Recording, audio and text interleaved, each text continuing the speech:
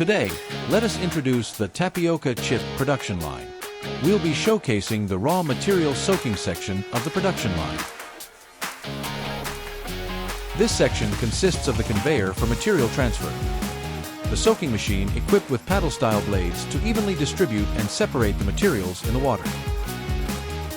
The mixing and holding tank is used to add food-grade washing solutions into the soaking machine, helping to remove excess natural toxins from the materials.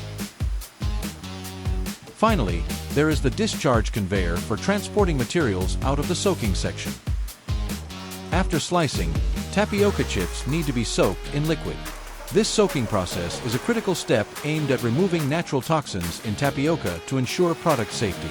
Tapioca contains cyanides. By immersing peeled tapioca slices in fresh circulating water, the cyanide content can be significantly reduced. Therefore, the soaking step is vital in tapioca chip production. It not only improves product quality, but also ensures consumer safety.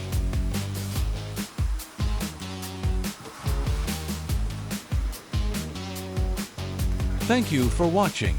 We're happy to share our expertise with you. If you have any requirements for potato chip or tapioca chip production, feel free to contact us.